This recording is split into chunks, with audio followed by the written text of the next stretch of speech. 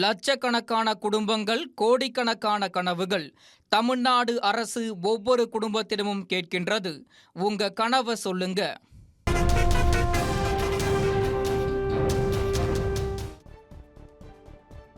கபிஸ்தலத்தில் சந்தேக பிரச்சனையில் பிரிந்து வாழும் மனைவி மீது கணவன் டீசல் ஊற்றி கொளுத்திய சம்பவம் பரபரப்பை ஏற்படுத்தியுள்ளது. தஞ்சாவூர் மாவட்டம் கீழவாசல் பகுதியைச் சேர்ந்த ராஜ்குமார், வினோதினி தம்பதியினர் குடும்ப பிரச்சனையால் பிரிந்து வாழ்ந்து வருகின்றனர். சந்தேக பிரச்சனையால் கணவரை பிரிந்த வினோதினி தந்தை தன் மகளுடன் வசித்து வருகிறார். கடந்த புதன்கிழமை கபிஸ்தலத்தில் வேலை முடித்து வந்த வினோதினி மீது அவரது கணவர் டீசல் ஊற்றி கொளுத்தியுள்ளார். அருகில் இருந்தவர்கள் தீயை அணைத்து வினோதினியை மீட்டதில் அவருக்கு கை, முகங்களில் தீக்காயம் ஏற்பட்டது. மேலும் டீசல் ஊற்றிய கணவருக்கு சுற்றியிருந்த மக்கள் தர்ம அடி கொடுத்து மடக்கி பிடித்தனர். தகவல் அறிந்து வந்த போலீசார் வினோதினியை மருத்துவமனைக்கு அனுப்பிவிட்டு ராஜ்குமாரை கைது செய்தனர். கோவை அருகே உரிய ஆவணங்களின்றி கொண்டுவரப்பட்ட 6 கிலோ தங்க கட்டிகளை போலீசார் பறிமுதல் செய்தனர். வாளையார் சோதனைச் சாவடியில் பாலக்காட்டிலிருந்து கோவை வந்த பேருந்தினை நிறுத்தி போலீசார் சோதனை மேற்கொண்டனர். இதில் நிபின் என்பவர் உரிய ஆவணங்களின்றி 6 கிலோ மற்றும் 140 கிராம் எடையுள்ள தங்க கட்டிகள் வைத்திருந்தது கண்டறியப்பட்டு பறிமுதல் செய்யப்பட்டது. விசாரணையில் எர்ணாகுளத்தில் தான் பணியாற்றி வரும் துணிக்கடையின் உரிமையாளர் ரஹ்மான் என்பவர் இந்த தங்க கட்டிகளை கோவை உக்கடத்தை சேர்ந்த சுரேஷ் என்பவரிடம் ஒப்படைக்க சொன்னதாக நிபின் தெரிவித்தார். இதையடுத்து அவரை கைது செய்த போலீசார் வருமான வரித்துறையினரிடம் ஒப்படைத்தனர்.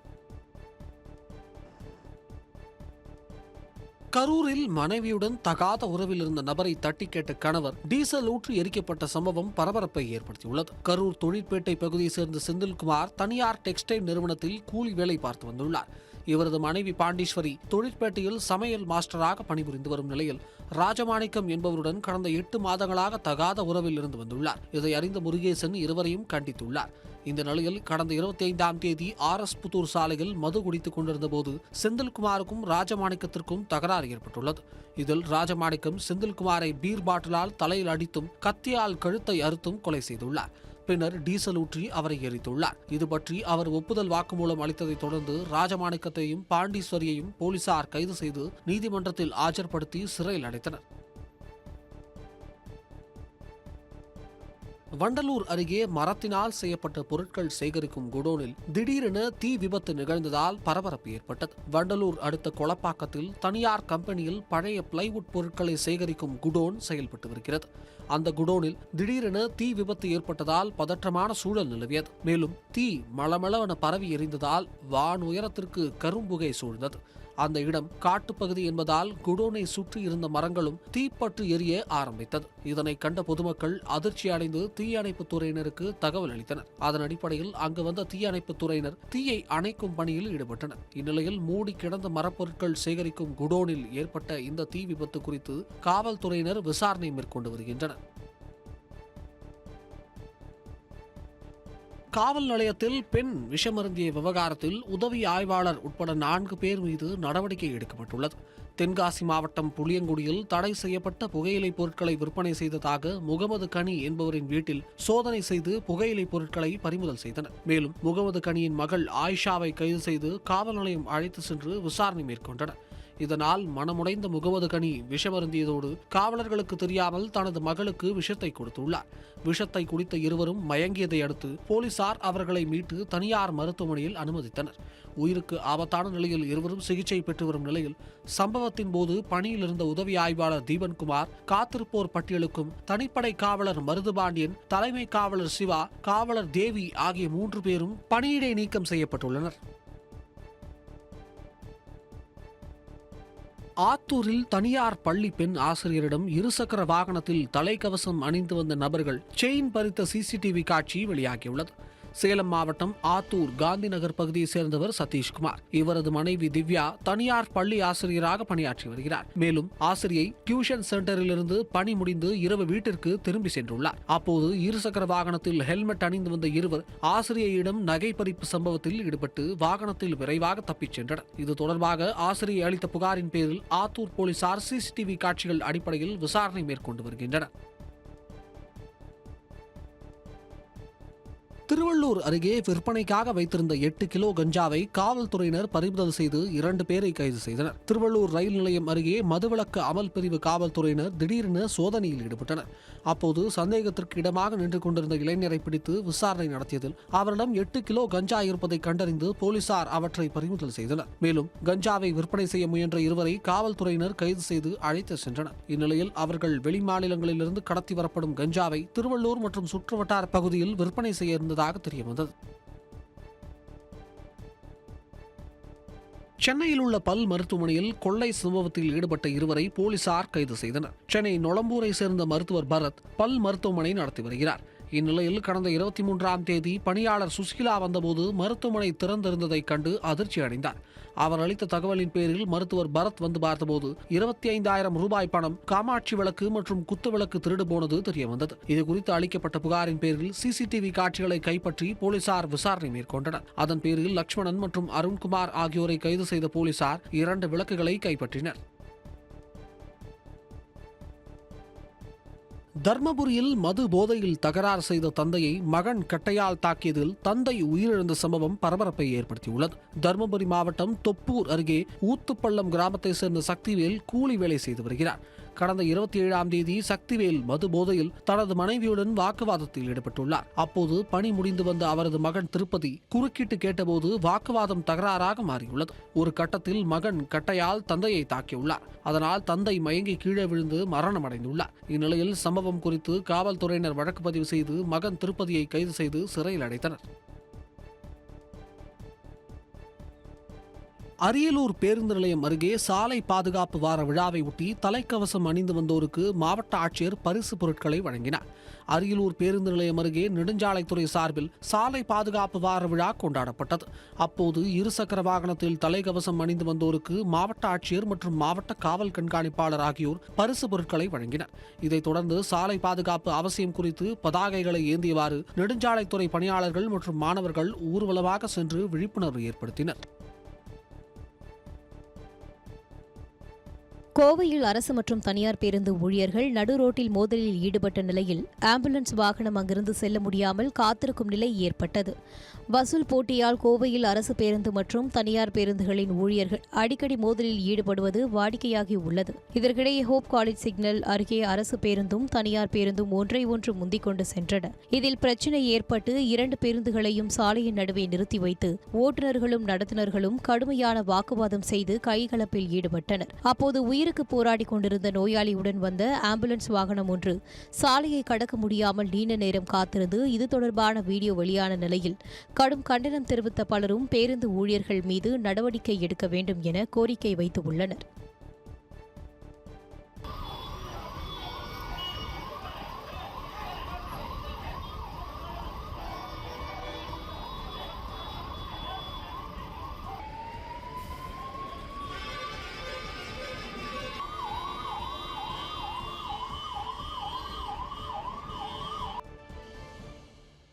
தைப்பூச திருவிழாவை முன்னிட்டு பழனி முருகன் கோயிலில் முன்னேற்பாடு பணிகள் தீவிரமாக நடந்து வருகின்றன.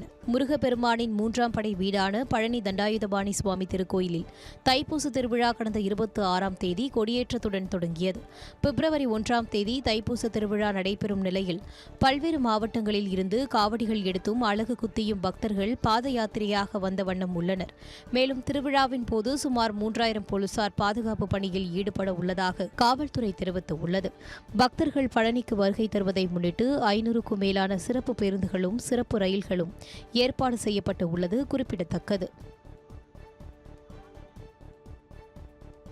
சேலத்தில் அதிமுக சார்பில் திமுக ஆட்சியில் ஏற்பட்ட விலைவாசி உயர்வை அச்சிட்டு கொடுத்து பிரச்சாரத்தில் ஈடுபட்டனர். சேலம் மாநகர அதிமுக தகவல் தொழில்நுட்ப பிரிவு சார்பில் வீடு வீடாக சென்று அச்சிட்ட காகிதத்தை கொடுத்து பிரச்சாரம் மேற்கொண்டனர். இந்த பிரச்சாரத்தின் போது வீடு வீடாக சென்று மளிகை பொருட்களுக்கு எவ்வளவு செலவிடுகிறார்கள் என்பதையும் அரசுக்கு வாரியாக எவ்வளவு செலுத்துகிறார்கள் என்பதையும் பட்டியலிட்டு அதனை அச்சிட்டு கொடுத்தனர். மேலும் 5 ஆண்டு திமுக ஆட்சியில் குடும்பத்திற்கு எவ்வளவு செலவிட்டிருக்கிறார்கள் என்பதை கடந்த அதிமுக ஆட்சியில் இருந்து விலைவாசி ஒப்பிடும் வகையில் காகிதங்கள் வழங்கினர். அதேபோல் ஒப்பிடுகையில் எவ்வளவு தொகை அதிகமாக செலவிடப்பட்டு இருக்கிறது என்பதை அறிந்து கொள்ளும் வகையில் பட்டியலும் வழங்கப்பட்டது. நீலகிரி மாவட்டம் குன்னூரில் குடியிருப்பு பகுதிக்குள் கரடி நுழைந்த சிசிடிவி காட்சி வெளியாகி அதிர்ச்சியை ஏற்படுத்தியுள்ளது. நீலகிரியில் உள்ள வனப்பகுதியில் யானை, புலி, சிறுத்தை, கரடி போன்ற வனவிலங்குகள் வசித்து வருகின்றன. உணவு மற்றும் தண்ணீர் தேடி வனவிலங்குகள் அவ்வப்போது குடியிருப்பு பகுதிகளுக்கு வருவதால் பொதுமக்கள் அவதியடைந்து வருகின்றனர். இதன் தொடர்ச்சியாக தற்போது குன்னூர் உபாசி குடியிருப்பு வளாகத்திற்குள் கரடி ஒன்று உலாவரும் சிசிடிவி காட்சி வெளியாகியுள்ளது. இதனால் அதிர்ச்சி அடைந்து உள்ள அப்பகுதி மக்கள் கரடியை வனத்துறையினர் குண்டு வைத்து பிடிக்க வேண்டும் என கோரிக்கை விடுத்துள்ளனர். மயிலாடுதுறை மாவட்டம் கழுக்காணி முட்டத்தில் ராகவேந்திரா சாய்பாபா மகா வாராகி அம்மன் கோயில் கும்பாபிஷேக விழா சிறப்பாக நடைபெற்றது. 12 ஆண்டுகளுக்கு பிறகு கோயில் புனரமைக்கப்பட்டு கடந்த 27ஆம் தேதி விநாயகர் வழிபாடு, நவகிரக ஹோமம் நடைபெற்றது.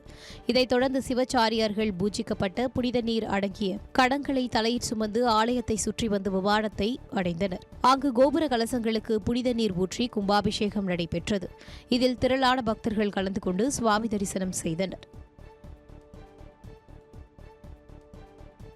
கடலூரில் கிராவல் குவாரி நடத்துவதில் ஏற்பட்ட தொழிற்போட்டி காரணமாக ஒருவர் கைத்துப்பாக்கியுடன் தகராறில் ஈடுபட்ட வீடியோ வெளியாகி அதிர்ச்சி ஏற்படுத்தியிருக்கிறது. குழந்தைக்குப்பம் பகுதியில் கிருஷ்ணமூர்த்தி மற்றும் அவரது மகன் கோபால் ஆகியோர் கிராவல் குவாரி நடத்தி வருகின்றனர். இந்நிலையில் இவர்களுக்கும் அதே பகுதியைச் சேர்ந்த அதிமுக பிரமுகர் வினோத்திற்கும் இடையே தொழிற்போட்டி காரணமாக அவ்வப்போது மோதல் இருந்து வந்ததாக கூறப்படுகிறது. இந்நிலையில் தனது ஆதரவாளர்களுடன் குவாரி பகுதிக்கு சென்ற வினோத் கைத்துப்பாக்கியை காட்டி தந்தை மகனை மிரட்டியிருக்கிறார். இது தொடர்பான வீடியோ காட்சி இணையத்தில் வெளியாகி அதிர்ச்சி ஏற்படுத்தியிருக்கும் நிலையில் காவல்துறையினர் உரிய நடவடிக்கை எடுக்க வேண்டும் என கோரிக்கை எழுந்திருக்கிறது.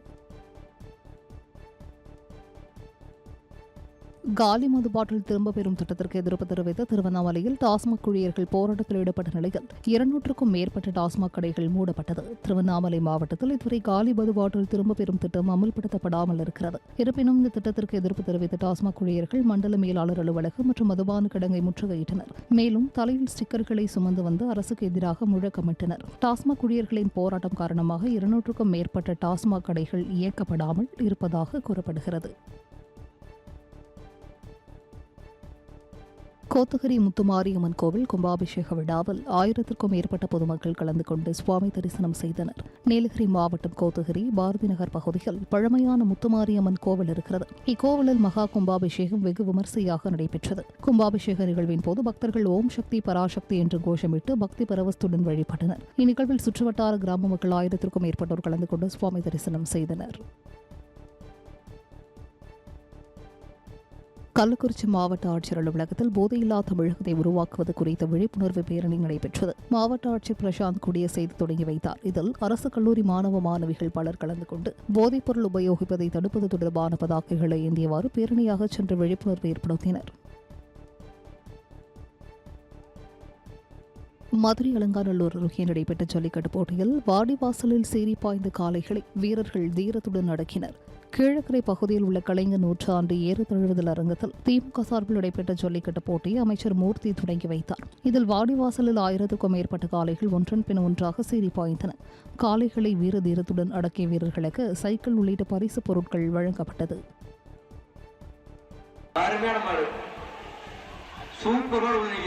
மாடு விளையாண்ட சைக்கிள் எல்லாம் அண்டாவா, மாடு விளையாண்ட சைக்கிள் எல்லாம் அண்டா ஆனா சூப்பர் மாடு சைக்கிள் மாண்புமிகு வணிக வரி மற்றும் பதிவு மூட்டை எவ்வளவு சைக்கிள் சூப்பர் மாடு வெற்றி பெறுது. தமிழ்நாடு கிராம நிர்வாக அலுவலர்கள் சங்கம் சார்பில் காட்பாடி வட்டாட்சியர் அலுவலகம் அருகே காத்திருப்பு போராட்டம் நடைபெற்றது. வேலூர் மாவட்டம் காட்பாடி வட்டாட்சியர் அலுவலகம் அருகே தமிழ்நாடு கிராம நிர்வாக அலுவலர் சங்கம் சார்பில் காத்திருப்பு போராட்டம் நடத்தப்பட்டது. அப்போது குடிநீர், கழிப்பறை போன்ற அடிப்படை வசதிகள் வேண்டும் என கோரிக்கை வைத்தனர். அது மட்டுமின்றி 6 அம்ச கோரிக்கைகளை வலியுறுத்தி விஏஓ சங்கத்தினர் காத்திருப்பு போராட்டம் நடத்தியதால் அப்பகுதியில் பரபரப்பு ஏற்பட்டது.